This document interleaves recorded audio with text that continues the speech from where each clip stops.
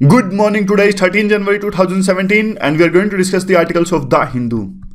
यहाँ पे देखिए कौन कौन से आर्टिकल्स आज हम डिस्कस करने जा रहे हैं। पहला जो आर्टिकल है काफ़ी इंपॉर्टेंट आर्टिकल है, सूखे यानी ड्रोट से रिलेटेड ये आर्टिकल है। नीचे वाला आर्टिकल स्ट्रेटेजिक पार्टनरशिप हमने रवांडा के साथ में साइन किया, अफ्रीका का एक कंट्री है, और आर्टिकल कह रहा है कि हमें स्ट्रेटेजिक पार्टनरशिप सोच समझ के साइन करनी चाहिए। बीच का आर्टिकल पॉलिटिक्स से रिलेटेड है, हमारे काम का नहीं है। यहाँ पे देखिए सिटीज से रिलेटेड काफ़ी इंपॉर्टेंट आर्टिकल है, गौतम भाटिया ने लिखा है, हम ये डिस्कस करेंगे। और नीचे का आर्टिकल जयराम रमेश ने लिखा है, एक पर्टिकुलर पर्सन जिनका नाम है HS हस्कर, इस तरह से कुछ इनका नाम है, और पद्म विभूषण की बात कर रहे हैं और ये PN हस्कर की तारीफ कर रहे हैं। तो ज़्यादा इंपॉर्टेंट तो नहीं है, फिर भी कुछ इंपॉर्टेंट पॉइंट्स इसमें से निकाल लेंगे और फिर इस आर्टिकल की तरफ बढ़ेंगे, जो कि है BSF की कांस्टेबल की जो वीडियो आई थी आपने भी देखी होगी, किस तरह से सोशल मीडिया का यूज़ है और BSF में किस प्रकार का खाना मिलता है। 2 इश्यूज़ इसमें हैं और पेरिफेरल इश्यूज़ हैं, वो भी इसे डिस्कस करेंगे।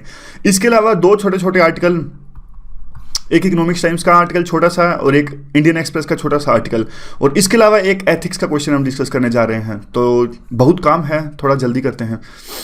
यहाँ पे देख लीजिए, सूखा आया है, तमिलनाडु के अंदर में आया था और तमिलनाडु गवर्नमेंट ने फिलहाल अपने स्टेट को सूखाग्रस्त घोषित कर दिया है। यहाँ पे देख लीजिए सूखा कहाँ कहाँ आता है। देखिए राजस्थान में काफ़ी आता है और इस तमिलनाडु के रीजन में आता है, जो महाराष्ट्र का विदर्भ का रीजन है यहाँ भी काफ़ी आता है सूखा, और जो बुंदेलखंड का रीजन है यहाँ भी काफ़ी आता है। तो ये मैप एक बार आप जरूर देख लीजिएगा कहाँ कहाँ आता है, देखना है ज़रूर, क्वेश्चन पूछूंगा बाद में। आगे क्या है, यूटिलिटी क्या है मेंस के लिए इसकी। ड्रोट देखिए आजकल बहुत ज़्यादा आने लगा है और काफ़ी फ्रिक्वेंटली आने लगा है हमारे भारत के अंदर में। तो ड्रोट को देखिए काउंटर करने के लिए जिस तरह से ये जो सूखा है एक तरह के सीवियर यानी गंभीर क्राइसिस पैदा करता है किसानों के लिए, तो हमें इसको काउंटर करने के लिए ना सिर्फ शॉर्ट टर्म बल्कि लॉन्ग टर्म मेजर्स लेने की आवश्यकता है। आपको इस बात पर टिप्पणी करनी है, यानी दोनों आपको शॉर्ट टर्म और लॉन्ग टर्म मेजर्स लेने हैं अगर आप ड्रोट को काउंटर करना चाहते हो तो। और ड्रोट देखिए अभी होता क्या है, सबसे पहले तो सूखा आता क्या है। सूखा मतलब आप इसे बिल्कुल मेंस में अगर आपको डेफिनेशन लिखनी हो तो बिल्कुल लेमैन टर्म्स में मत लिखना, क्योंकि ड्रोट के काफ़ी एंगल्स हैं। ये देखिए यहाँ पर it is a complex phenomenon, एक कॉम्प्लेक्स फेनोमेनन है और काफ़ी इकोलॉजिकल चैलेंजेस ये पेश करता है, जिससे ना सिर्फ इंसान बल्कि यहाँ पे देख लीजिए, यहाँ तो सिर्फ इंसान लिखा है, ना सिर्फ इंसान बल्कि एनिमल्स और काफ़ी जो बायोडाइवर्सिटी या फिर इकोलॉजी है वो भी सूखे से प्रभावित होती है। तो 5 पैरामीटर्स पर हम जो है ड्रोट को मेजर करते हैं। ड्रिंकिंग वाटर, इरिगेशन वाटर यानी पीने के लिए पानी नहीं है, खेत जोतने के लिए पानी नहीं है, फोडर एनिमल्स को खाने के लिए कुछ नहीं है, फूड ग्रेन्स नहीं है, रिक्वायरमेंट ऑफ एनर्जी सेक्टर। जिस जगह पर ये 5 पैरामीटर्स के बाद हम मापते हैं और फिर उसको सूखाग्रस्त जो है वो घोषित कर देते हैं, कोई भी रीजन हो। आगे क्या है, आगे देखिए ये है, वैसे तो ये ड्रोट होता है 3 तरह का होता है ये, खैर अभी फिलहाल इस वीडियो में हम ज्योग्राफिकल कंसेप्ट में तो नहीं जा रहे हैं। वैसे 3 तरह का होता है, हाइड्रोलॉजिकल, मेट्रोलॉजिकल, एग्रीकल्चर। यानी एक तो जैसे बारिश ना आए तो भी ड्रोट आ सकता है, या फिर भूमि के अंदर खुद से ही नमी ना हो तो भी ड्रोट आ सकता है, या फिर एक तरह से नीचे पानी का जल स्तर कम हो जाए तो भी ड्रोट आ सकता है। तो एक ड्रोट आने के 3-4 रीजन्स हो सकते हैं और फिलहाल इसे डिटेल में हम नहीं डिस्कस कर रहे हैं, हाइड्रोलॉजिकल, मेट्रोलॉजिकल और एग्रीकल्चर को। अब जो जिस पे हम बात पे हम पूरा फोकस करेंगे कि कौन कौन से मेजर्स लिए जा सकते हैं। यहाँ पे देखिए यहाँ से स्टार्ट होगा। कंटेक्स्ट हमें पता है, तमिलनाडु ने डिक्लेयर सूखाग्रस्त घोषित कर दिया है और ये कहते हैं कि देखिए तमिलनाडु में हालांकि काफ़ी अच्छी गवर्नेंस इस बार चलाई गई थी ड्रोट को काउंटर करने के लिए, फिर भी काफ़ी लोगों ने वहाँ पे आत्महत्याएं कर ली। और कावेरी डेल्टा का जो राइस बेल्ट है खास करके वहाँ पे राइस, जैसे आपको पता होगा कि जो कि धान होता है, चावल, यानी कि ये एक वाटर इंटेंसिव ग्रोप्स हैं। अगर ड्रोट आएगा तो यह फसल अच्छी नहीं होगी, फसल अच्छी नहीं होगी तो आपको पता है हमारे समाज के अंदर में किसान जो है काफ़ी तरह के सोशल ऑब्लिगेशंस, ये आएगा बाद में किस प्रकार के सोशल ऑब्लिगेशन से वो गुजरते हैं, इसलिए उनकी सहायता करना अत्यंत आवश्यक है। ऑफिशियल डिक्लेरेशन हुआ है ड्रोट और रिलीफ लाई गई है 3 चीज़ों में। ये पॉइंट्स हैं आपको यूज करने हैं। पोस्टपोन, देखिए लोन रिकवरी जो किसानों से करनी थी गवर्नमेंट ने इसको पोस्टपोन कर दिया कि भाई अभी आप लोन मत दीजिए, आपके पास नहीं है पैसा। तो लैंड टैक्स को भी उन्होंने माफ़ कर दिया कि कोई ज़रूरत नहीं है आपको देने की।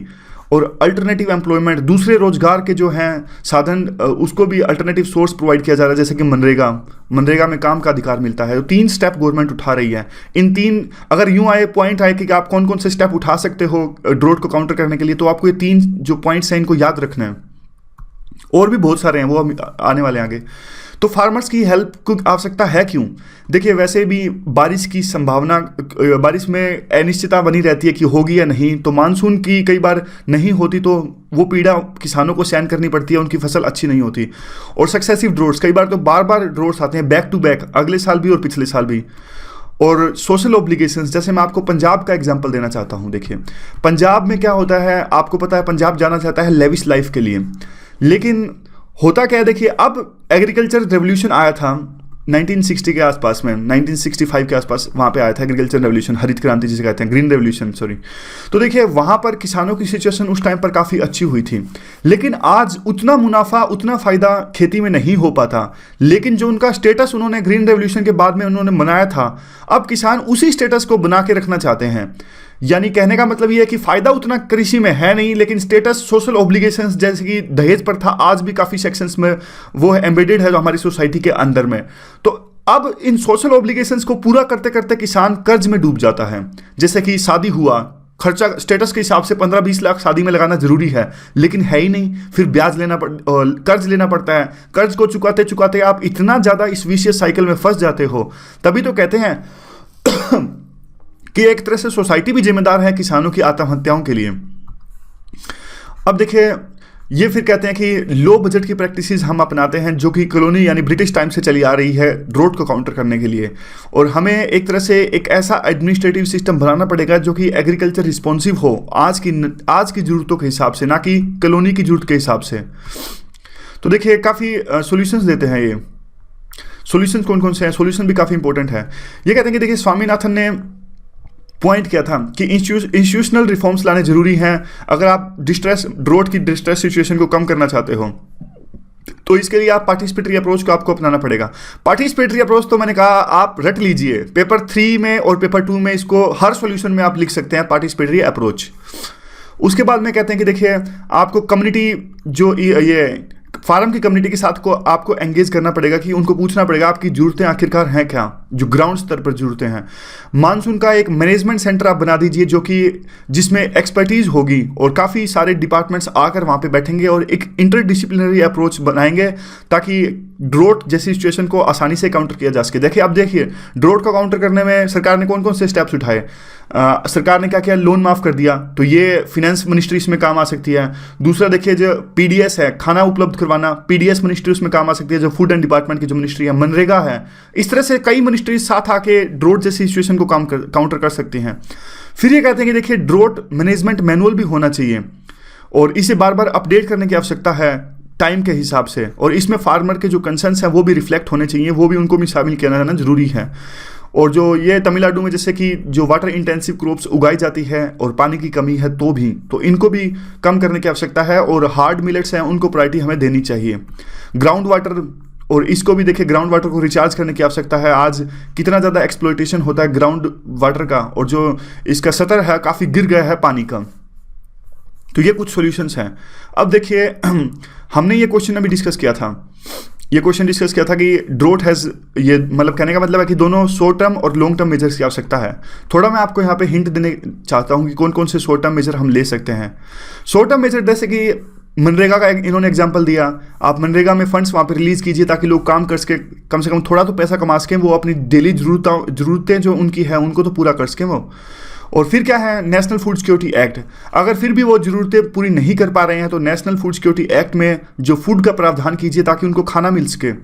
फिर ये है देखिए, अब कुछ ऐसी चीज़ें होती हैं जैसे आपने देखा होगा, काफ़ी पिछले दिनों कंट्रोवर्सी रही थी कि क्रिकेट स्टेडियम में काफ़ी पानी वेस्ट होता है, वो सिर्फ एग्जाम्पल के लिए है। तो इस बात का ध्यान देना जरूरी है कि जो एंटरटेनमेंट या फिर स्पोर्ट्स में काफ़ी सारा पानी का यूज़ होता है, उसको एक तरह से अभी फिलहाल सस्टेनेबल रिसोर्स की तरह, यानी सस्टेनेंस के लिए यूज़ किया जाए जहाँ किसानों की जरूरत है, सस्टेनेबल नहीं सस्टेनेंस। और जो पानी को हमें जुडिशली यूज़ की आवश्यकता है, और जो ब्लैक मार्केटिंग या फिर होर्डिंग करते हैं, जब भी ड्रोट वगैरह आता है तो जरूरी जो डेली यूज़ की जो वस्तुएं हैं उनकी जमाखोरी या होर्डिंग स्टार्ट हो जाती है, तो इस पर भी नज़र रखना जरूरी है। यह है short term measures. Long term में हम क्या क्या कर सकते हैं, हाइड्रो प्रोजेक्ट्स बनाए, इरिगेशन के प्रोजेक्ट्स हैं वो चलाएं, मिनी इरिगेशन प्रोजेक्ट जैसे कि चेक डैम्स, ये ज्योग्राफी के थोड़े पॉइंट हैं। और वाटर यूज़ की एफिशिएंसी हमें अच्छी करने की आवश्यकता है, ड्रिप इरिगेशन जो है कम पानी यूज हो इरिगेशन में। और बड़े जो प्रोजेक्ट्स हैं जैसे कि सोलर, बायोगैस, ये और storage facility, cold storage, food parks, ये सब हमें अच्छे करने की आवश्यकता है। सॉरी। तो ये इस तरह का ड्रोट का जो टॉपिक है हमने काफ़ी अच्छा डिस्कस कर लिया, मतलब काफ़ी पॉइंट्स हमें मिल गए हैं कि अब ड्रोट पे हमें आए क्वेश्चन कि ड्रोट को कैसे रोका जा सकता है, तो हम काफ़ी कुछ इस पे लिख सकते हैं। अगला है देखिए वो स्ट्रेटेजिक पार्टनरशिप पे है। इंडिया का डिसीजन, अभी इंडिया ने देखिए रवांडा के साथ साइन की है, तो क्वेश्चन इस तरह का आ सकता है कि इंडिया ने पिछले 2 दशकों में काफ़ी देशों के साथ में अपनी जो पार्टनरशिप है उसको अपग्रेड कर दिया है बायलैटरल से स्ट्रेटेजिक पार्टनरशिप के तौर पर। यह काफ़ी एक्सेसिव है और यह बहुत ज़्यादा है। यह एक थोड़ी सरकास्टिक सी स्टेटमेंट है, तो इस बात को आपको एग्जाम्पल्स लिखने हैं और इल्यूस्ट्रेट करना है कि क्या इसका मतलब निकल के आ रहा है। यहाँ पे देखिए रवांडा रवांडा के साथ क्या है, ये कोंगो, युगांडा, ये बिल्कुल मत याद कीजिए, भूल जाइए, इनको नहीं आते ऐसे। ये कोचिंग सेंटर यही डरा देते हैं। कोचिंग सेंटर क्या करते हैं, थोड़ा सा कुछ न्यूज़ में आए वो आसपास का सारा रटवा देते हैं, तो क्या करते हैं हम लोग डर जाते हैं कि यार इतना कुछ आता है, कैसे याद करेंगे। ये सब कुछ नहीं आता। कल को कीनिया आया था न्यूज़ में, क्या कीनिया के आसपास के हम देश याद करेंगे? नहीं नहीं, ये बिल्कुल नहीं। आगे क्या है, बहुत ज़्यादा न्यूज़ में हो ना तो याद रखने की आवश्यकता है। देखिए हमने क्या है स्ट्रेटेजिक पार्टनरशिप जो साइन किया, आखिरकार स्ट्रेटेजिक जो पार्टनरशिप होती है वो होती क्या है। देखिए ये एक तरह की ऐसी पार्टनरशिप होती है जिसमें हमारे दूसरे, अगर किसी देश के साथ हम ये साइन कर रहे हैं तो उस देश के साथ में हमारे जो इंटरेस्ट हैं वो कन्वर्ज हो रहे हैं। किस किस क्षेत्र में, सिक्योरिटी के क्षेत्र में, डिफेंस के क्षेत्र में, इन्वेस्टमेंट के क्षेत्र में। जैसे इजराइल के तौर पे हमारा एग्जांपल दिया जाता है कि इजराइल भी जो है एक तरह से जो रेडिकल इस्लाम से लड़ रहा है और हम भी रेडिकल इस्लाम से लड़ रहे हैं। कुछ सेक्शंस ऐसा एग्जांपल देते हैं, वो बात नहीं, सब्जेक्टिव हो सकता है, आप इसे माने या ना माने, लेकिन हमारे सिक्योरिटी इंटरेस्ट सेम है। यूएस के साथ अभी जिस तरह का एग्जांपल दिया जाता है कि डिफेंस में हमारे इंटरेस्ट सेम है, दोनों के दोनों देश चाइना से एक प्रकार की जो थ्रेट है उसको काउंटर करने की कोशिश कर रहे हैं। इस प्रकार से सॉरी, तीनों के तीनों जो हैं, जो इंटरेस्ट जिस क्षेत्र में सेम हो तो उसको कहते हैं स्ट्रेटेजिक पार्टनरशिप। अब हुआ क्या है हमने काफ़ी देशों के साथ इसे साइन कर लिया है, और जो ईस्ट यानी हमारी जो लेटेस्ट हमने साइन किया है वो ईस्ट अफ्रीकन कंट्री के जो है रवांडा, उनके साथ में साइन किया है। अब देखिए कहते हैं जरूरत ही नहीं है, क्यों हमने इनके साथ में साइन किया। रवांडा एक लैंडलॉक्ड कंट्री है और 90% पॉपुलेशन जो है इसकी सबसिस्टेंस एग्रीकल्चर में लगी हुई है। सबसिस्टेंस एग्रीकल्चर वो एग्रीकल्चर होता है जिसमें जो किसान पैदा करते हैं फसल को वो अपने लिए ही पैदा करते हैं ताकि उस पर सर्वाइव कर सकें, यानी बेचने के उद्देश्य से वो ज़्यादा उनकी सोच होती नहीं है। तो इस प्रकार की आज भी वहाँ पे खेती है। और फिर कहते हैं कि 1994 में वहाँ पे एक एथनिक ग्रुप है हुतू, इनका मास मर्डर किया था, तो रवांडा आज भी उससे रिकवर करने की कोशिश कर रहा है। यह देखिए यह बात बिल्कुल सही है कि उसने एक तरह से रिमार्केबल प्रोग्रेस शो करी है और ग्रोथ शो करी है पिछले कुछ सालों में, और ये एक इम्पोर्टेंट डेस्टिनेशन हो सकती है हमारी डेवलपमेंट असिस्टेंस, हम इसमें कर सकते हैं, हम काफ़ी डेवलपमेंट में भूमिका निभा सकते हैं इनके देश में। लेकिन देखिए ध्यान देने की बात है, सोचने की बात यह है कि अभी तक तो हमने वहाँ पे एक फुल डिप्लोमेटिक मिशन ही नहीं चलाया, हमारी एम्बेसी ही नहीं है वहाँ पर, तो क्या आप इनके साथ में स्ट्रेटेजिक पार्टनरशिप साइन कर रहे हो? स्ट्रेटेजिक पार्टनरशिप के नाम पर आप मजाक कर रहे हो क्या? फिर दूसरी बात आती है कि हमने लास्ट टाइम जो यहाँ पे डेलीगेशन भेजा था वो किगाली एग्रीमेंट के लिए भेजा था। किगाली का एग्रीमेंट आपको याद है?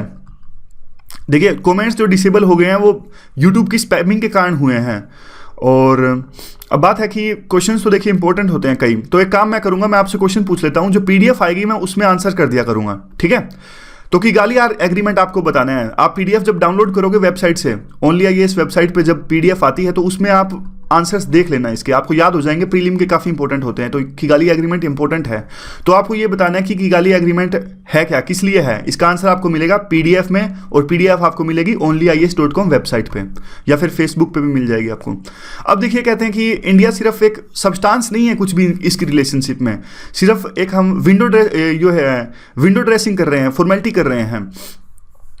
अब ये पॉइंट्स है कुछ हम मेंस में यूज कर सकते हैं कि पहले भी काफ़ी सारी ऐसे गवर्नमेंट्स हैं जिन्होंने जो स्ट्रेटेजिक पार्टनरशिप है उसको साइन किए हैं। और 1998 में सॉरी 1998 में देखिए हमने पहली पार्टनरशिप साइन करी थी फ्रांस के साथ में। उसके बाद में तो हमने पीछे मुड़कर नहीं देखा और काफ़ी सारे देशों के साथ में अभी हमने ये साइन कर ली है। और देखिए ये सारे के सारे जिनके साथ में हमने साइन करी है सारे इंपॉर्टेंट नहीं थी, और सभी ऐसा भी नहीं है कि उन देशों के साथ में जो हमारे इंटरेस्ट हैं वो कन्वर्ज कर रहे थे। और फिर जो है नोमेनक्लेचर है, तो आपके जो स्ट्रेटेजिक पार्टनरशिप का जो नाम है उसका तो देखिए नाम ही रह गया है, स्ट्रेटेजिक कुछ भी नहीं है इन पार्टनरशिप में। अब यहाँ पे एक एग्जांपल के तौर पे देखिए, अगर आप रवांडा के साथ में स्ट्रेटेजिक पार्टनरशिप कर रहे हो, तो फिर US, UK, France, Russia, China, इनके साथ में आपकी क्या है? मतलब अगर आप देखिए, आप इनको, रवांडा को इनके मुकाबले में रख के देख रहे हो कि जिस प्रकार से ये देश, जिस प्रकार से यूएस आपकी सिक्योरिटी के लिए इंपॉर्टेंट है, उसी प्रकार से क्या रवांडा आपकी सिक्योरिटी के लिए इंपॉर्टेंट है? नहीं, बिल्कुल नहीं। तो फिर ये कहते हैं कि देखिए, जो जेन्युइनली हमारी सिक्योरिटी और हमारे इकोनॉमिक इंटरेस्ट में कंट्रीब्यूट करते हैं, जिस प्रकार सबसे बड़ा इसका एग्जांपल याद रखिएगा, जापान आजकल बहुत अच्छे से हमारा नेचुरल एलाय बनकर उभर रहा है और हमारा स्ट्रेटेजिक पार्टनरशिप उसके साथ में काफ़ी अच्छी चल रही है।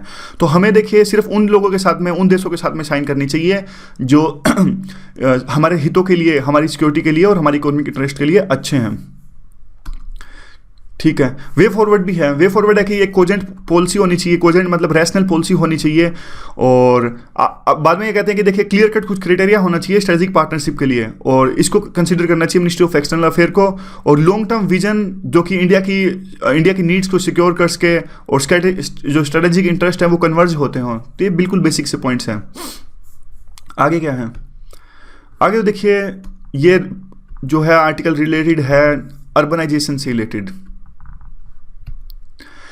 सिटीज़ की ग्रोथ कैसे हो रही है? शुरू में देखिए एग्जांपल देते हैं कि मोदी ने पिछले दिनों काफ़ी जो बड़े बड़े प्रोजेक्ट्स हैं उनका उद्घाटन किया, जैसे कि शिवाजी की जो प्रतिमा है, स्टैचू है अरेबियन सी में, मुंबई में, उनकी इन्होंने उद्घाटन किया। फिर इन्होंने किया कि देखिए, और मोदी ने कौन कौन से उद्घाटन किए? देखिए उड़ीसा और पंजाब में कैबिनेट अप्रूवल दी हाईवे प्रोजेक्ट्स के लिए, और स्मार्ट सिटी मिशंस में काफ़ी कुछ कर रहे हैं। तो ये सिंपल बातें हैं। फिर ये कहते हैं कि देखिए, इन सब से जो मोदी के जो ऑब्जेक्टिव्स हैं, जिस प्रकार की वो सिटीज़ की ग्रोथ चाहते हैं, वैसी नहीं आ पाएंगी। और वे कहते हैं कि हालांकि जो गवर्नमेंट की जो इंटेंशंस है वो अच्छी हैं, लेकिन इस एविडेंस काफ़ी कम है कि जो ये प्रोजेक्ट्स का उद्घाटन कर रहे हैं इससे डेवलपमेंट आ पाएगी। तो डेवलपमेंट कैसे आएगी? ये कहते हैं कि देखिए अनकंट्रोल्ड ग्रोथ हो रही है। फ्लो ऑफ फंड्स तो बहुत आ रहे हैं इंफ्रास्ट्रक्चर के लिए, और पहले भी आए थे, लेकिन वो दिख नहीं रहे हैं और वो सिटीज़ की ग्रोथ नहीं कर पा रहे हैं। क्यों? क्योंकि एक तो देखिए पॉपुलेशन बहुत ज़्यादा बढ़ रही है, और पॉपुलेशन के अलावा भी बहुत सारी ऐसी चीज़ें हैं जिससे जो सिटीज़ की ग्रोथ हो रही है वो अनकंट्रोल्ड हो रही है और हैप हैजर्ड वे में हो रही है। अफरा तफरी सी मची हुई है सिटीज़ के अंदर में। कैसे? एग्जाम्पल देते हैं। अब देखिए, मैं थोड़ा सा आपको यहाँ पे बताने की कोशिश करता हूँ। ये इन्होंने एक पॉइंट पर रखा है यहाँ पे अपना।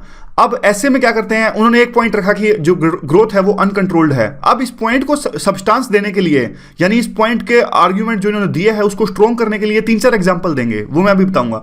तो आपको ये 3-4 एग्जांपल लिखने की जरूरत नहीं है, आपको ज़्यादा डायमेंशन ऐड करनी है। ये सिर्फ एक पॉइंट है, बताता हूँ कैसे। देखिए दिल्ली मेट्रो में ये कहते हैं कि 2002 में जब आई थी उसके बाद से पॉपुलेशन लगातार बढ़ती जा रही है। कितने ही इन्होंने डब्बे बढ़ा लिए, कितने ही इन्होंने प्लेटफॉर्म बढ़ा लिए, फिर भी जो है भीड़ जो की त्यों है और बढ़ती ही जा रही है। फिर ये कहते हैं कि सिटीज़ का एग्जांपल ले लीजिए, बड़े टाउन्स में 3000 से लेकर 4000 जो कारें हैं हर हफ्ते ऐड हो जाती हैं सिटीज़ के अंदर में, और गवर्नमेंट कोशिश करती है रोड्स को बड़ा करने की या फिर नए रोड्स बनाने की। कितने ही आप रोड बना लीजिए, आपकी ऑफिस से घर की दूरी कम नहीं होगी बल्कि बढ़ेगी ही, अगर इसी गति से कार नहीं आती रही सड़कों पर तो। फिर ये कहते हैं कि देखिए गांव से इतने माइग्रेंट्स आते हैं, तो ये सब रीजंस हैं। अब मैंने बताया ना, ये सब्सटेंस करने के लिए यूज कर रहे हैं। पॉइंट एक ही है, ये पॉइंट नहीं है। यानी ये दिल्ली मेट्रो वाला और ये रोड्स वाला और ये सिर्फ इनके एग्जाम्पल सब्सटेंस देने की कोशिश कर रहे हैं, अपने पॉइंट्स को मजबूती प्रदान करने की कोशिश कर रहे हैं, तीनों के तीनों एग्जाम्पल। तो आपको जब आंसर लिखो ना, आपको पता होना चाहिए कि कौन सा पॉइंट है, कौन सा एग्जाम्पल है। ऐसा ना हो कि आप एक ही डायमेंशन में काफ़ी सारे एग्जाम्पल्स दे दो और बाद में फिर मार्क्स नहीं आते, क्योंकि एग्जामिनर वो देखता है कि एक पॉइंट लिखा है, उसका एक एग्जाम्पल लिखा है, बस बहुत है, फिर अगली डायमेंशन में आओ। फिर आगे क्या है? आगे देखिए 60% जो हमारी सिटीज़ हैं वो अनरिकॉग्नाइज्ड हैं और ब्यूरोक्रेटिक कंट्रोल या फिर डिज़ाइन से अभी भी लदी हुई हैं। और जो चीफ मिनिस्टर्स हैं, एग्जांपल देते हैं दिल्ली का, कि देखिए जो चीफ मिनिस्टर हैं दिल्ली का, वैसे एग्जांपल दे रहे हैं, वैसे काफ़ी स्टेट में होता है ये, कि दिल्ली के चीफ मिनिस्टर ने कहा कि देखिए जो स्लम्स हैं हम उनको नहीं हटाएंगे। एक तरह से उन्होंने उन स्लम्स को या फिर जो इलीगल एरिया कैप्चर कर रखा है उन्होंने, दिल्ली के चीफ मिनिस्टर ने उस चीज़ को लेजिटिमेसी प्रदान कर दी कि देखिए आप एक तरह से एंकरेज कर रहे हो कि आप जो लोग अर्बन लैंड को कैप्चर कर लेते हैं उसी से तो देखिए कहते हैं दिक्कतें आती हैं, क्योंकि बात ये नहीं है, बात अमीर गरीब की नहीं है और बात देखिए सोशल जस्टिस की नहीं है, बात ये है जो फिलहाल जो आर्टिकल केंद्रित है वो सिटीज़ के ग्रोथ पे है।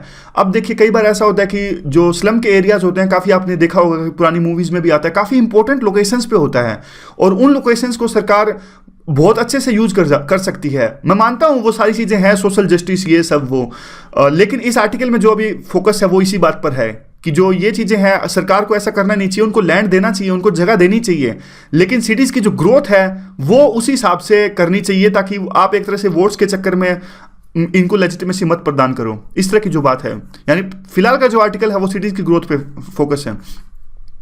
ये कहते हैं कि देखिए कल्चर सिटीज़ का है वो निकलता है लोकल डिजायर्स क्या हैं, जैसे कि बात करते हैं लॉस एंजल्स जो है जो यूएस का वो फिल्म सिटी है, वहाँ पे कोपेनहेगन है, फिशिंग विलेज है, बोस्टन है वो ट्रेडिंग पोस्ट के लिए फेमस है। और ये फिर कहते हैं कि देखिए हमारी जो सिटीज़ हैं वो, ये कहते हैं हमारी सिटीज़ में ऐसा कुछ देखने को मिलता नहीं है।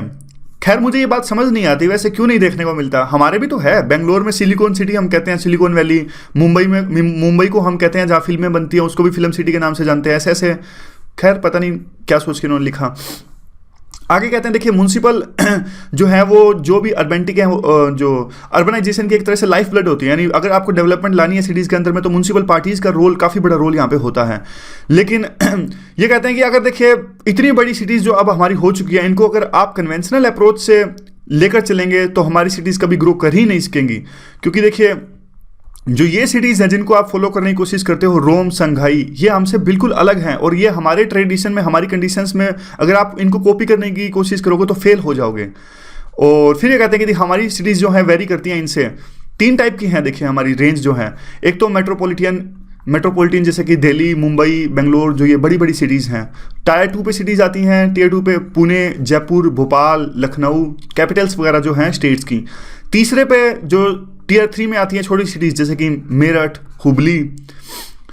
फिर ये कहते हैं कि देखिए ये ऐसी सिटीज़ हैं जो मेनली अब इनका फोकस रहेगा टियर 3 की सिटीज़ पर। ये टियर 3 की जो सिटीज़ है जैसे कि मेरठ, हुबली, ये ऐसी सिटीज़ हैं जो कि कुछ हद तक बाहर के एरिया में रूरल भी हो सकती है और कुछ कैंटोनमेंट का एरिया भी यहाँ पे हो सकता है, मंडी टाउनशिप, काफ़ी सारी चीज़ें इनमें होती हैं।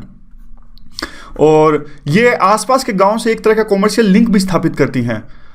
यानी बट जो ये टियर 3 की सिटीज़ हैं इनकी ग्रोथ एक प्रकार से रुक गई है, यानी देखिए ये देखिए restricted in the growth and size, यानी इनका साइज भी बढ़ नहीं पा रहा है और उनकी ग्रोथ भी बढ़ नहीं पा रही है। और जबकि मेट्रोपॉलिटन सिटीज़ हैं ये तो अपने आसपास के जो सब अर्बन एरियाज हैं उनको भी कैप्चर करती जा रही है। आप देख लीजिए मुंबई, दिल्ली, ये दिल्ली ने अब देखिए गुरुग्राम, अब गुरुग्राम कहने को हरियाणा में है लेकिन एक तरह से दिल्ली से बिल्कुल कनेक्टेड है, तो कल्चर वगैरह या फिर सारा कुछ वो सेम होता जा रहा है दिल्ली की तरह में। वैसे ही कहते हैं कि जो मेट्रोपॉलिटन सिटीज़ हैं ये तो ग्रो करती जा रही हैं, लेकिन टियर 3 की सिटीज़ हैं इनकी ग्रोथ रुक गई है, एक लेवल पे सैचुरेशन आ गया है इनका, और प्राइम मिनिस्टर को यहाँ पे ध्यान देने की आवश्यकता है। फिर ये कहते हैं कि 2 फोल्ड अप्रोच हमें अपनानी पड़ेगी टियर 3 टाउन्स के लिए। हमें कन्वेंशनल प्रैक्टिसेस से दूर जाना पड़ेगा अगर हमें अपनी सिटीज़ को ग्रो करना है। कन्वेंशनल प्रैक्टिसेस जैसे कि आपने अभी देखा होगा कि हम कॉपी करने की कोशिश करते हैं जो दूसरी सिटीज़ हैं वर्ल्ड की, तो हमें न्यू फॉर्म्स लानी पड़ेगी, जैसे कि पब्लिक हाउसिंग और बायलाज हैं रेगुलेट करने पड़ेंगे, उनको कम्यूटिंग है उनको आसान करनी पड़ेगी, पब्लिक स्पेसिस और जो प्राइवेट कॉमर्स हैं उन पर भी ध्यान देने की आवश्यकता है। तो ये सारी चीज़ें इन्होंने कही। 70 साल हो गए आज आज़ादी को, फिर भी हम अपना यह नहीं डिसाइड कर पाए हैं कि किस प्रकार से हमें इंडियंस को रहना चाहिए। तो टियर 3 सिटीज़ जो हैं एक तरह से क्लियर अपॉर्चुनिटी प्रोवाइड कर रही हैं इस चीज़ के लिए। दूसरी ये बात कहते हैं, वो कहते हैं साइमल्टेनियसली जो है हमें जो नए टाउन्स हैं उन पे बर्डन हटाना होगा। मतलब देखिए कुछ इनके जो लाइन्स हैं ना बिल्कुल वैसी हैं। खैर देख लीजिए मतलब क्या कहना चाहते हैं ये। ग्राउंड नीड्स हैं, देखिए उनको जो हमें कहने का मतलब ये है, अब देखिए पहले इन्होंने पॉइंट दिया, कुछ दूसरा पॉइंट दिया था, अब एकदम से कल्चरली अपना वो आर्टिकल का है वो चेंज कर रहे हैं। मैं ये नहीं कह रहा, टिप्पणी नहीं कर रहा, ये राइटर जो आर्टिकल लिखने वाले होते हैं तो बहुत ज़्यादा नॉलेज वाले, बहुत ज़्यादा एक्सपर्ट्स होते हैं, हम तो सिर्फ अपना यूपीएससी के हिसाब से देख रहे हैं।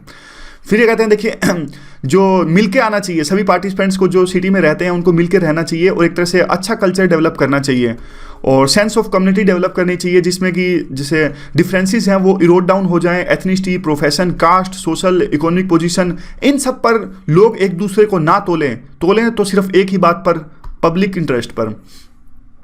फ्लूड माइग्रेशन, ट्रेडिशनल जो स्ट्रक्चर्स हैं जस्टिस की, लेजिस्लेशन की, वो भी भूल जाएंगे लोग, सिर्फ एक चीज़ पर ध्यान देंगे पीपल, वो है प्राइवेट नीड्स, ज़रूरतें क्या हैं हमारी सिटीज़ में रहने के लिए। तो पोटेंशियल ये कहते हैं कि अर्बन लाइफ के लिए ऐसा हो जाएगा कि देखिए विदाउट बिल्डिंग्स एक तरह से जो माइग्रेटरी फोर्सेस हैं जो कि सिटीज़ के अंदर में ऑपरेट कर रही हैं वो काफ़ी इंपॉर्टेंट हो जाएंगी। माइग्रेटरी फोर्सेस जो होती हैं यही होती हैं कि जैसे तमाम तरह के लोग अलग अलग डायरेक्शन से, अलग अलग सेक्शंस के लोग सिटी में आके रहना चाहते हैं। जैसे आप दिल्ली का एग्जाम्पल ले लीजिए, दिल्ली में एक तरह से यूँ कहते हैं दिल्ली का तो कोई है ही नहीं, सारे लोग जो हैं बाहर के हैं। तो उसी प्रकार से जो ये बेंगलोर के लिए भी कहते हैं कि बेंगलोर एक तरह की कॉस्मोपॉलिटन सिटी है। फिर ये कहते हैं कि देखिए कल्चर है वो सारा का सारा एक तरह से मिक्स कल्चर होगा, इसी तरह की जो बात है, कॉमन सी बात है, ये हमें पता है ये पॉइंट। वे फॉरवर्ड क्या है? वे फॉरवर्ड में ये कहते हैं कि एटीट्यूड चेंज होना चाहिए इसके लिए, और वेस्टर्न मॉडल्स को फॉलो करने की आवश्यकता है नहीं। स्टॉकहोम और बर्लिन की ज़रूरतें अलग हैं, हमारी सिटीज़ के लिए ज़रूरतें अलग हैं। तो आप इनको कंप्यूटराइज स्मार्टनेस तो कर सकते हो इनकी, लेकिन इसको ज़मीन पर नहीं उतार सकते, आप इनको पूरी तरह कॉपी नहीं कर सकते। और फिर कहते हैं कि देखिए 60% लोगों के पास में तो हमारी सिटीज़ में लोकल हाउसिंग भी नहीं है, और म्यूनसिपल यूटिलिटीज़ जो होती हैं उनकी भी एक्सेस नहीं है। 40% लोगों के पास वो तो सिर्फ पैरों से चलते हैं, पेडेस्ट्रियन हैं। और थर्ड ऑफ दिस मतलब कन्वेंशनल लाइवलीहुड है, आज भी वो लेबर वगैरह करके अपना जीवन याचन करते हैं, थर्ड ऑफ दोज। और मतलब ये एग्जाम्पल्स हैं, आप ये देखिए, इनको याद रखने की आवश्यकता नहीं है, ये सिर्फ सब्सटेंस के लिए हैं, कहानियाँ होती हैं ना, ये सब्सटेंस के लिए, ना इतना याद रहेगा। इन्होंने जो ऊपर पॉइंट दिया भाई, इन्होंने अब ये देखिए ये पॉइंट दिया इन्होंने कि हमारी जरूरतें हैं वो स्टॉकहोम से अलग हैं, अब उसको सब्सटेंस देने के लिए 3-4 एग्जाम्पल दे रहे हैं। तो अब ये याद रखने की आवश्यकता इतनी है नहीं, बस ये मेन वाला पॉइंट है, ये याद रखिए। अब देखिए फिर ये कहते हैं, मैं इसलिए लिख देता हूँ क्योंकि समझ में आ जाए और याद रह जाए आर्टिकल, क्योंकि इन चीज़ों से ना याद बहुत रह जाते हैं आर्टिकल, जो ये सब्सटेंस वाले पॉइंट होते हैं। फिर ये कहते हैं कि देखिए हमें कॉपी करना चाहिए तो ऐसी सिटीज़ को कॉपी करना चाहिए कि जैसे लागोस और कैरो आपको पता होगा, काहिरा कहते हैं इसको, जो इजिप्ट की राजधानी है। या फिर आप इनको कॉपी नहीं कर सकते, जो यूरोप की सिटी है, फिर चाइना की सिटी हैं, ये हमसे काफ़ी आगे निकल गई हैं। और एक तरह से कॉम्प्रीहेंशन, हमें समझने की ज़रूरत है क्या हमारी ज़रूरतें हैं। तो वही आर्टिकल इतना अच्छा भी नहीं था, लेकिन फिर भी थोड़े बहुत इंपॉर्टेंट पॉइंट्स हैं इसके। आगे जो आर्टिकल है वो है पी.एन. हस्कर से। एच.एन. बोला था मैंने पहले, पी.एन. हस्कर हैं ये। पद्मा अवार्ड्स की बात करते हैं, किस प्रकार से लॉबिंग होती है, पॉलिटिकल टूल की तरह इसे इस्तेमाल करते हैं। और उसकी तरह देखिए काफ़ी सारे पॉइंट्स हैं, डायरेक्ट क्वेश्चन इस पे आ सकता है पद्मा अवार्ड्स पे, हालांकि चांस तो कम ही है, लेकिन वो पूरा होलिस्टिकल क्वेश्चन आ सकता है कि इंडिया में जो अवार्ड्स दिए जाते हैं उन अवार्ड्स में काफ़ी करप्शन चलता है, तो किस प्रकार से एक रैशनल पॉलिसी होनी चाहिए जिस पे अवार्ड्स दे सकें। पी.एन. हस्कर के बारे में बताते हैं कि काफ़ी इंस्ट्रूमेंटल थे ये नेशनलिज्म के लिए, नेशनलिज्म ऑफ बैंक्स लाने में इनकी अहम भूमिका रही। 1971 में जो प्राइवेट पर्सेस थे, यानी देखिए जब हमारा देश आज़ाद हुआ था, आपको याद होगा 562 रियासतें शामिल की गई थी। तो 562 रियासतें शामिल की गई थी। तो उस टाइम आज़ादी के टाइम पे तो उनको यूँ कहा गया था कि देखिए जो रियासतें थी कि आपको सिर्फ कम ही चीज़ें इंडिया को सौंपने की आवश्यकता है, आप कम्युनिकेशन सौंप दीजिए, फॉरेन सौंप दीजिए, काफ़ी सारे अलग अलग स्टेट्स के साथ में अलग अलग डील हमने उस टाइम पे करी थी। लेकिन हमने उनको कहा था राजाओं को, जिनको हमने भारत में शामिल किया था, कि आपको ना बहुत सारी ऐसी सुविधाएं मिलेगी, यानी आप अपना टाइटल रख सकते हो, आप पे टैक्स नहीं लगेगा, अगर हमारे देश से बाहर जाते हो तो गहने रख सकते हो, काफ़ी सारी ऐसी चीज़ें थी, यानी उनको फ़ायदे दिए गए थे।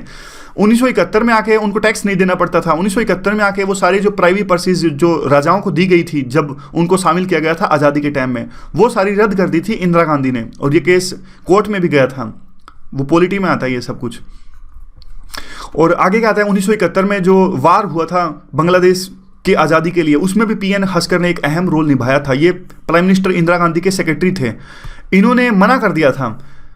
वैसे इनकी भूमिका और भी डिस्कस की जा रही है कि 3 लेटर लिखे थे मिसेस गांधी ने निक्सन को, और बाद में कहते हैं कि इन्होंने ड्राफ्ट करवाए थे, मतलब सहायता की थी उस टाइम पे, डी.पी. धा, टी.एन. कोल, ये सब इतना इंपॉर्टेंट नहीं है।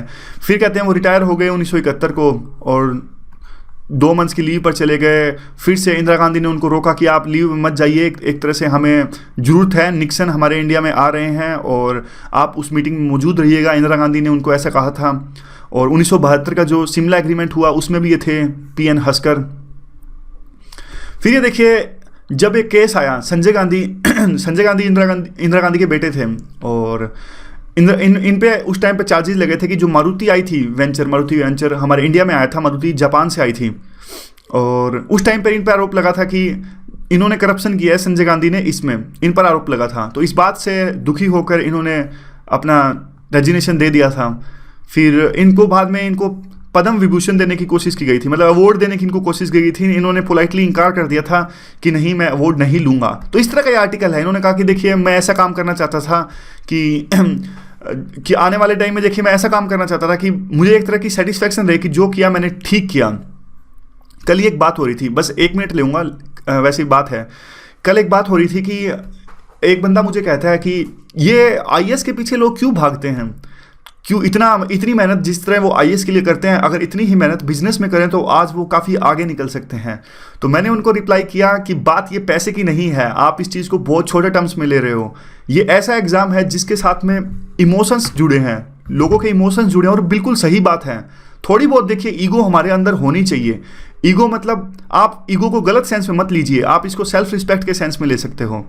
सेल्फ रिस्पेक्ट का मतलब क्या होता है कि देखिए कि कई बार हमें ऐसा लगता है, हेल्दी कंपटीशन के सेंस में आप इसे ले सकते हैं। एक तरह की बात होती है ना, अगर कोई और आईएएस बन सकता है, बनते आ ही रहे हैं, काफ़ी सालों से लोग आईएएस बनते आ रहे हैं, तो क्या मुश्किल है मेरे लिए, क्यों मुश्किल है, आखिरकार मैं क्यों नहीं। तो इसीलिए ये थोड़ी बहुत जो ये ईगो होती है, थोड़ी बहुत, इसको आप गलत सेंस में मत लीजिएगा। सेल्फ रिस्पेक्ट होता है, वो हमारे अंदर होनी चाहिए। अगर कोई और बन सकता है तो मैं क्यों नहीं। देखिए इसका बहुत यूज़ है, मानता हूँ मैं, बहुत सारे फैक्टर्स होते हैं इसके लिए, कल को कुछ भी हो, बने ना बने, लेकिन जो ये ईगो है लाइफ में हमेशा रहनी चाहिए। अगर आपके अटैम्प्ट खत्म भी हो गए, चाहे आपने 2 लिए या 3 लिए, ये ईगो नहीं जानी चाहिए। फिर आप नया एम डिसाइड कीजिए, जो भी आप जीवन में करें। मान लीजिए आपने अटैम्प्ट दे दिया आईएएस के, फिर आपने बिजनेस स्टार्ट किया, वहां भी आपको रहनी चाहिए ईगो। अगर टाटा एक नीचे से शुरुआत करके ऊपर जा सकता है तो मैं क्यों नहीं। अगर आप देखिए कुछ भी बनना चाहते हैं, मोटिवेशनल स्पीकर बनना चाहते हैं, तो बताइए कि संदीप माहेश्वरी अगर 3-4 सालों में इतना फेमस हो सकता है तो मैं क्यों नहीं। तो मतलब एक जो आपके अंदर में जो जुनून है, अगर आप कुछ भी करें, वो जुनून हमेशा रहना चाहिए। अगर ये जुनून हमेशा रहेगा तो आप ये मेरी बात लिख लीजिए, आपको सक्सेस जरूर मिलेगी। चलो आगे चलते हैं। वो एक बात और थी, मंजिल पाना तो दूर की बात है, डर डर के जियोगे तो रास्ते भी नहीं देख पाओगे। ये बात हमेशा याद रखना। आगे क्या देखिए, वीडियो ऑफ बीएसएफ कांस्टेबल, आपने ये वीडियो देखी होगी, जो बीएसएफ कांस्टेबल ने एक वीडियो जारी की थी अपनी, और उन्होंने दिखाया था कि इस प्रकार की खाने की हालत है वहां पर। पहले इस देखिए आर्टिकल की थोड़ी सी यूटिलिटी आगे है, इसकी आगे है इसकी यूटिलिटी। देखिए छोटा सा आर्टिकल है ये बीएसएफ कांस्टेबल के, इन्होंने वीडियो जारी करी थी और इन्होंने अपनी वीडियो में कहा था, देखिए किस प्रकार का खाना मिलता है, खाना किस प्रकार का मिलता है बीएसएफ में, और हमें 11 घंटे की ड्यूटी देनी पड़ती है। तो इस बात के जब मीडिया में आ गई तो ये वीडियो वायरल हो गई थी, और राजनाथ सिंह ने रिपोर्ट मांगी थी होम मिनिस्ट्री से, और उसके बाद में पीएमओ ने भी अब रिपोर्ट मांग ली है होम मिनिस्ट्री से। तो उस प्रकार से उसके बाद में देखिए, ये देखिए पूरा का पूरा हायरार्की कैसे काम करती है। राजनाथ सिंह ने रिपोर्ट मांगी होम मिनिस्ट्री से, होम सेक्रेटरी से, होम सेक्रेटरी रिपोर्ट मांगेंगे बीएसएफ के जो चीफ है वहां से, और पीएमओ जो सबसे ऊपर होता है, प्रधानमंत्री ने पीएमओ से मांगी होगी, पीएमओ ने मांगी है होम मिनिस्ट्री से। तो इस प्रकार से पूरी हायरार्की काम करती है। और यहाँ पे देखिए, तो उन्होंने अपनी काफ़ी सारी चीज़ें दिखाई, तो ये शो करता है कि कितना करप्शन है हमारी आर्मी या फिर हमारी पैरामिलिट्री फोर्सेज या फिर डिफेंस फोर्सेज है उसके अंदर में। तो 2-3 कंसेप्ट है इसमें। एक तो कंसेप्ट है सोशल मीडिया का। देखियो इस वीडियो ने यह शो कर दिया कि जो तेज बहादुर यादव जो कांस्टेबल थे, उन्होंने यह शो कर दिया कि किस प्रकार से अपने आप राइट्स की रक्षा आप कर सकते हैं। तो आज सोशल मीडिया एक बहुत इंपॉर्टेंट टूल है अपने राइट्स की रक्षा के लिए, जिसमें देखिए अब इन्होंने मिनिस्टर से अपील करी, नेशनल जो हेडलाइंस है उसमें वो छा गए।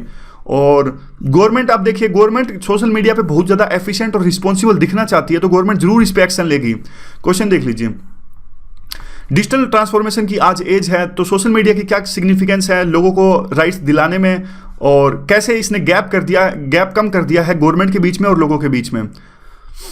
और कांस्टेबल उसकी वीडियो देख लीजिए। वैसे तो देखिए अब बीएसएफ कहने लगी है कि जिस कांस्टेबल ने वीडियो जारी की उसका जो ट्रैक रिकॉर्ड था अच्छा नहीं था, और क्वालिटी ऑफ फूड को इन्होंने बढ़ा चढ़ा के बता दिया, दाल नीचे थी, ये सारी बातें।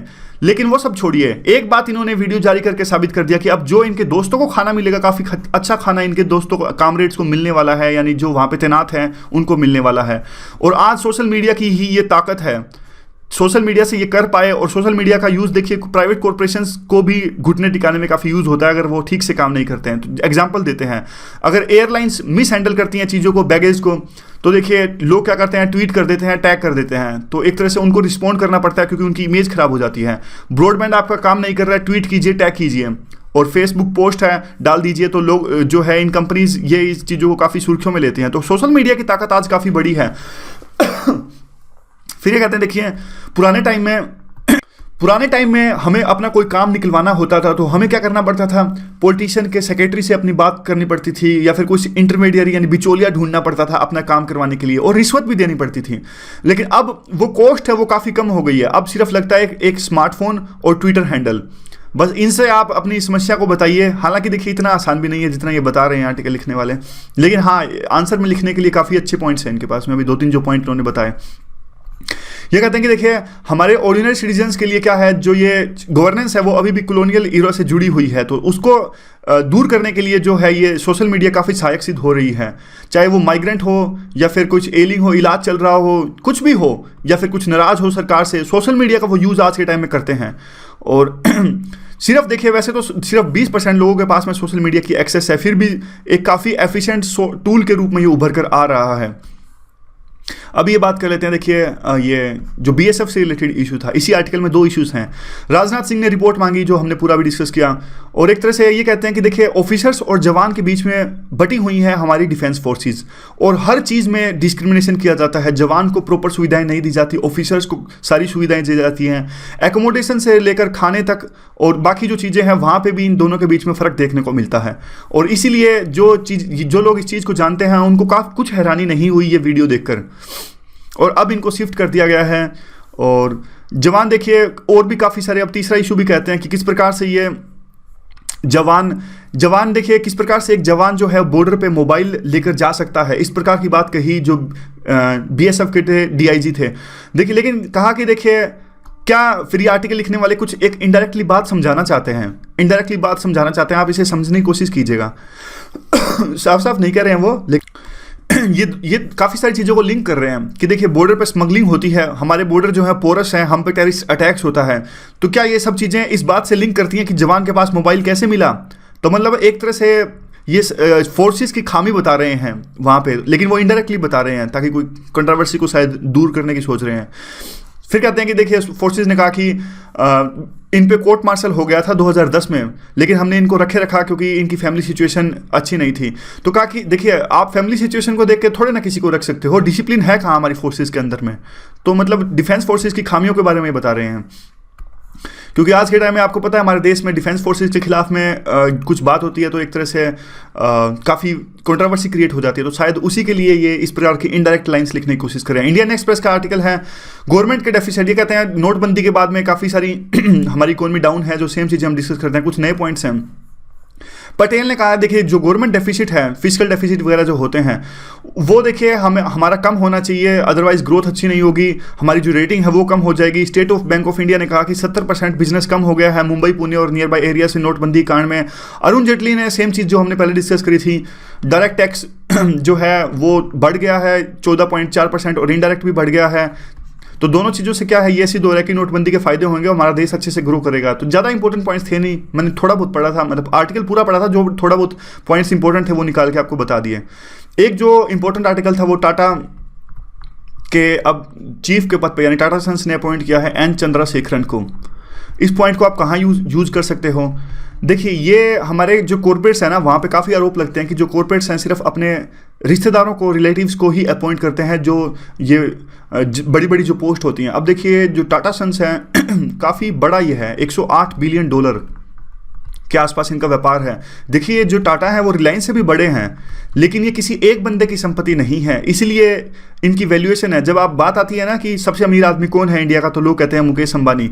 मुकेश अंबानी एक इंडिविजुअल हैं, लेकिन अगर ग्रुप की बात आए तो इनके पास में बहुत पैसा है। ये देखिए 108 बिलियन, ये रिलायंस से काफ़ी बड़ा है टाटा।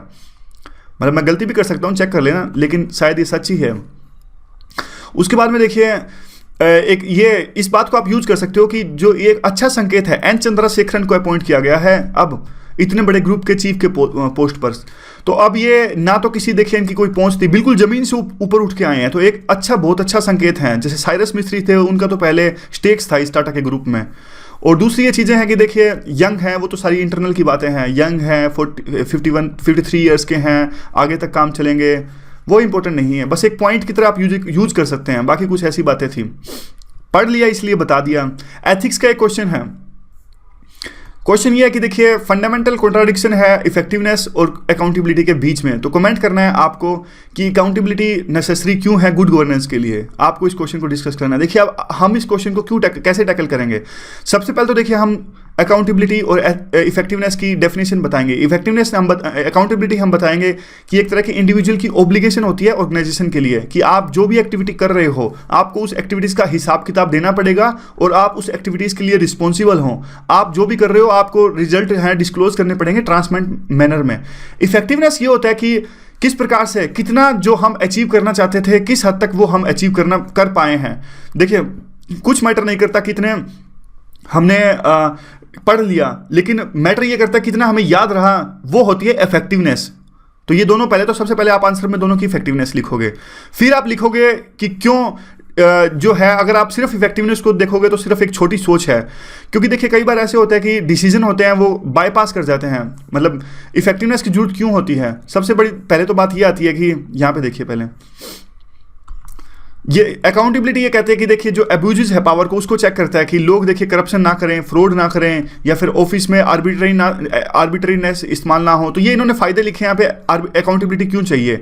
और फिर ये इफेक्टिवनेस के भी फायदे लिखते हैं कि इफेक्टिवनेस भी होनी बहुत जरूरी है, नहीं तो ऑर्गेनाइजेशन आगे नहीं बढ़ पाएगी। तो दोनों चीज़ें बता दी है, पहले दोनों की डेफिनेशन बताई, फिर दोनों इन्होंने अलग अलग इनके फायदे बता दिए। अब कन्फ्लिक्ट्स बताएंगे ये आंसर में, कन्फ्लिक्ट्स कैसे चाहिए, कैसे आते हैं कन्फ्लिक्ट्स। ये कहते हैं कि देखिए इफेक्टिवनेस जैसा कि हमें अपने गोल को अचीव करना है। आप डिसेंट्रलाइजेशन का केस ले लीजिए। कई बार ऐसा होता है कि आपको कोई भी काम करना है तो आपको पूरे प्रोसीजर के दौरान करना पड़ता है। यानी गवर्नमेंट में कोई भी आप फाइल आगे बढ़ाते हो तो एक प्रोसीजर होता है उसका। लेकिन देखिए इफेक्टिवनेस तो यही कहेगी ना, आप प्रोसीजर फॉलो मत कीजिए और अकाउंटेबिलिटी फॉलो मत कीजिए, क्योंकि इससे काम डिले बहुत होता है। तो दोनों में देखिए कन्फ्लिक्ट आ गया। अभी इफेक्टिवनेस कहेगा कि देखिए जल्दी काम कीजिए, पेपर वर्क कम करिए और एक पर्टिकुलर पर्सन पे आप छोड़ दीजिए, लेकिन अकाउंटेबिलिटी यही कहेगा पूरा हिसाब किताब से आप काम कीजिए। तो दोनों के बीच में कन्फ्लिक्ट आ गया। अब बात क्या आती है कि देखिए कन्फ्लिक्ट है नहीं, अगर आप सिर्फ एक चीज़ को देखोगे तो वो छोटी सोच है। छोटी सोच कैसे है, क्योंकि देखिए आप डैम का एग्जाम्पल देते हैं, एग्जाम्पल से ये समझाते हैं। अगर डैम का एग्जाम्पल मान लीजिए, अगर आप देखिए डिले नहीं करोगे, आप जल्दी से जल्दी काम करने की कोशिश करते हो, आप रिहेबिलिटेशन आपका कर दिया आपने, लोगों का रीसेटलमेंट भी कर दी, लेकिन देखिए अगर आप उसको अकाउंटेबिलिटी उसमें नहीं है तो करप्शन आना स्टार्ट हो जाएगा। काम तो आपका जल्दी हो गया लेकिन उसमें करप्शन आना स्टार्ट हो गया। फिर ये बात करते हैं कि दोनों बल्कि कन्फ्लिक्ट नहीं है, दोनों बल्कि एक दूसरे के पूरक हैं। एक दूसरे के पूरक कैसे हैं, ये एग्जाम्पल देते हैं ई गवर्नेंस का और सिटीजन चार्टर का। जैसे ई गवर्नेंस में दोनों होती है। ई गवर्नेंस आप कंप्यूटराइज करोगे तो अकाउंटेबिलिटी भी आ जाएगी क्योंकि सब कुछ ट्रांसपेरेंट मैनर में हो रहा है, और इफेक्टिवनेस भी आ जाएगी, जल्दी भी काम होगा और जो ये करना चाहते थे वो भी होएगा। और जो सेम चीज़ है वो है सिटीजन चार्टर के अंदर। तो यार सिंपली थोड़ा सा एग्जाम्पल था, मतलब अगर आपको थोड़ा सा ये अच्छा नहीं लगा तो भी कोई दिक्कत नहीं है, धीरे धीरे हम इसको ऑप्टिमाइज कर लेंगे। आप इस क्वेश्चन के बारे में क्या सोचते हो, आप इस क्वेश्चन का कैसे आंसर करते हैं वो आप जरूर लिखिएगा। ओनली आईएएस की जो वेबसाइट है उस पर आप इस क्वेश्चन का आंसर देने की कोशिश कीजिएगा। सो आज की डिस्कशन में बस इतना ही। Thank you very much for discussion.